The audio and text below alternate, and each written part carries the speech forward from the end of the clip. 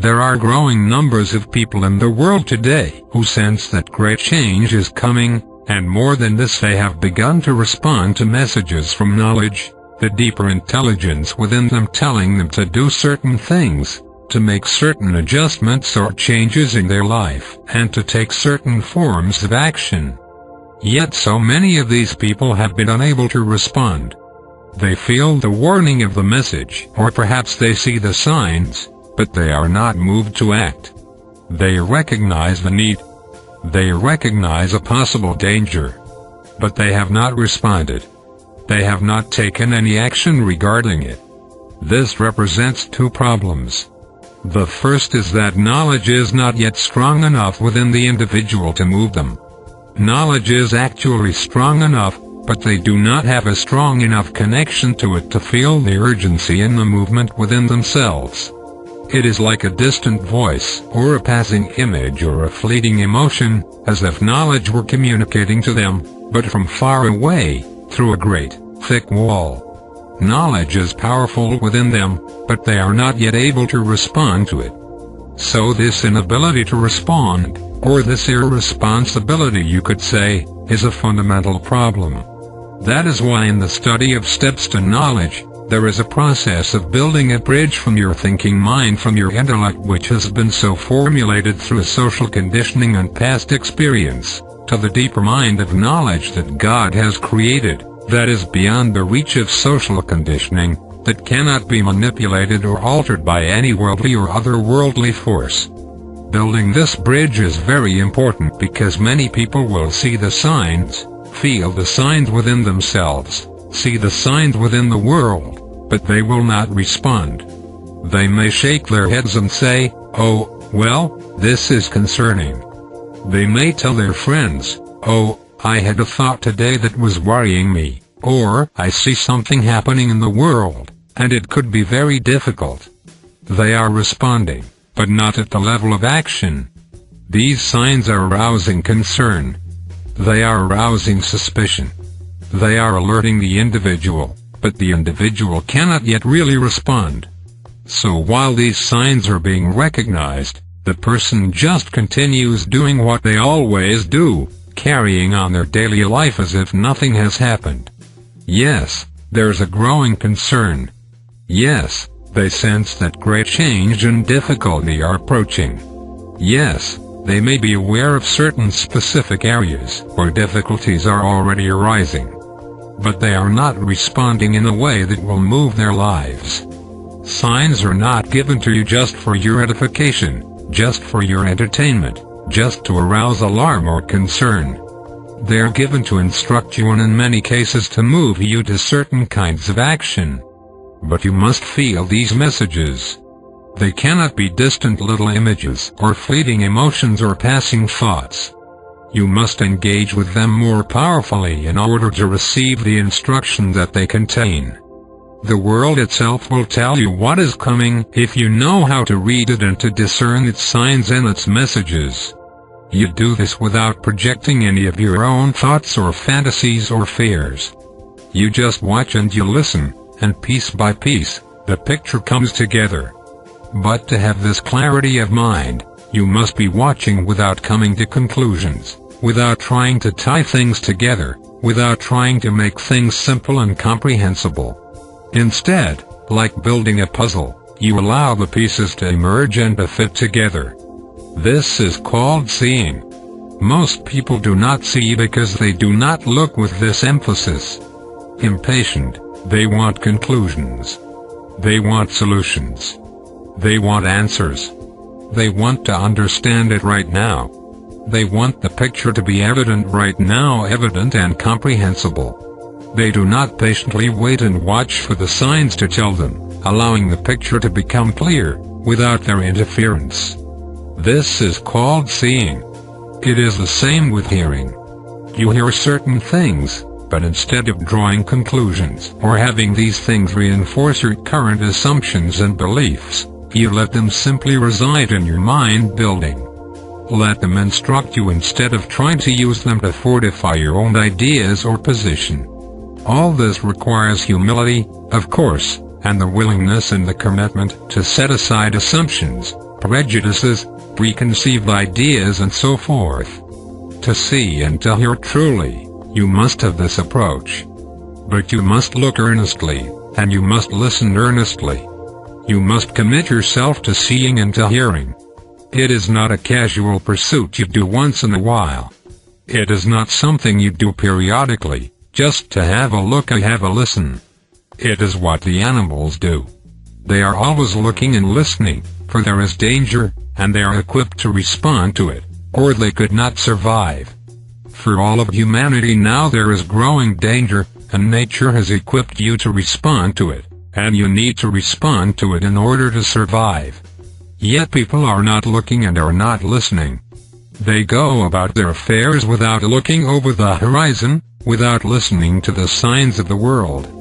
And if they hear something, they will dismiss it, or discuss it with their friends, or use it to reinforce some attitude or judgment they have against someone else, and the message would be lost on them.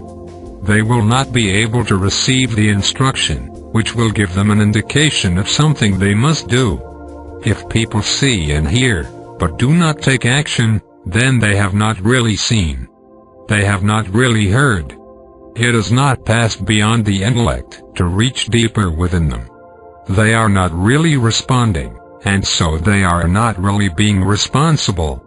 To prepare for the great waves of change, you will have to take many actions. Some of them will seem very illogical in the moment.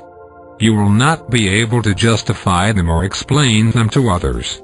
But you must take them anyway because knowledge within you, the deeper intelligence within you, is urging you. You can respond to this if your connection to knowledge is becoming stronger. Now it is no longer a still small voice or a fleeting image or a moment of recognition. It is now something that is emerging within you as a deeper conviction, as an abiding concern or need. No longer can you ignore it, deny it or push it away so easily, for it is now competing for your attention. To begin, you must learn to become still and observant, looking without judging, looking without coming to conclusions, looking for signs.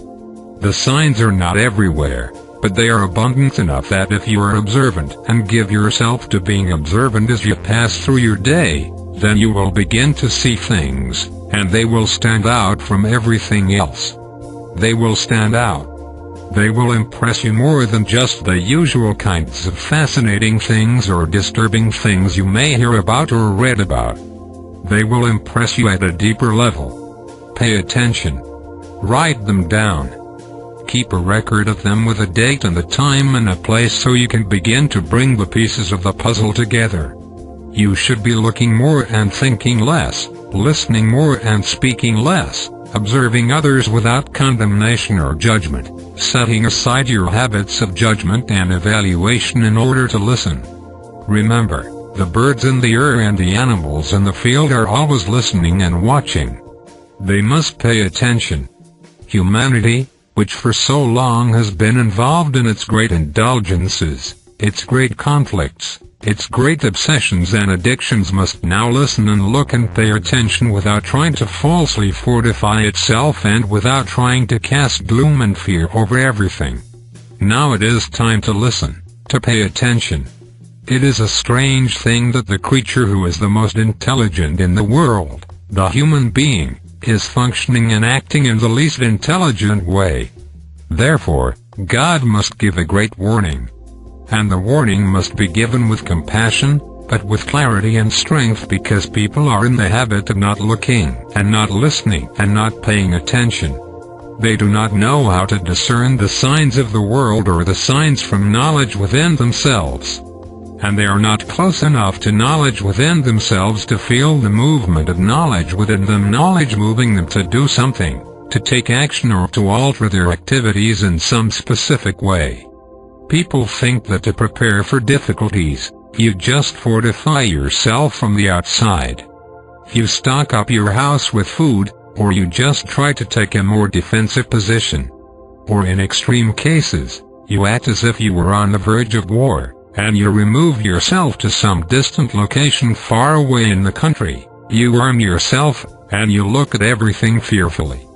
But this is foolishness. For the inner preparation is more important than the outer preparation. For you do not know what you are preparing for yet. You cannot tell how things will go.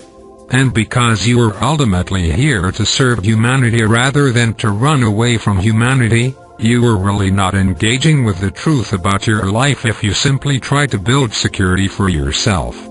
And any security you build for yourself will still be insecure in the face of the great waves of change. You cannot run away and hide under a rock.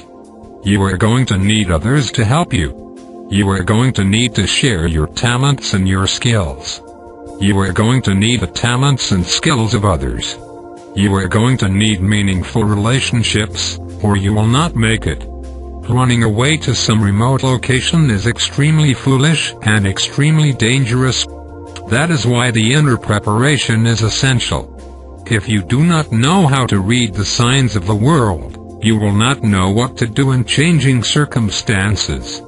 You will act out of fear or aggression, or you will trust things you should not trust, or you will give yourself over to others who will only lead you into greater danger, or give yourself over to political persuasions that in themselves are a hazard.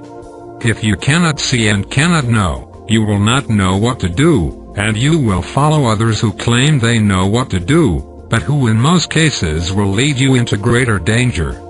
God has given you an answer. But you must come to know the answer, live with the answer and apply the answer without changing it, without denying it, without trying to unite it with other things.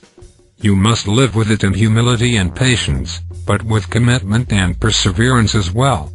If you fortify yourself and that is all that you do on the outside, others will come to take what you have.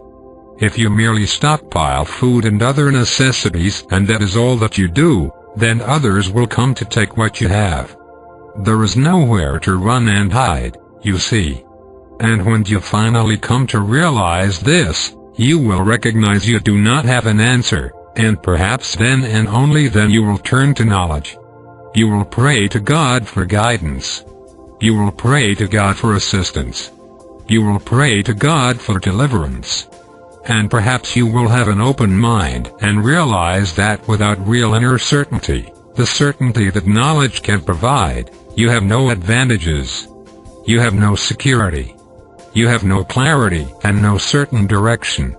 This ability to see, to know and to feel the movement of knowledge, to receive the instruction from knowledge within yourself and from the signs of the world, which will move you to take action or to reconsider your actions, your behaviors, your goals and your objectives. This is really the turning point. Today there are increasing numbers of people, many people who are worried about what might happen next. They are genuinely concerned, but they are not moving. They are not moving with knowledge.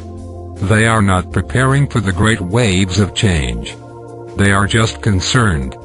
What will it take to bring them to the point of really taking action, of altering the course of their lives, of changing their objectives? What will it take?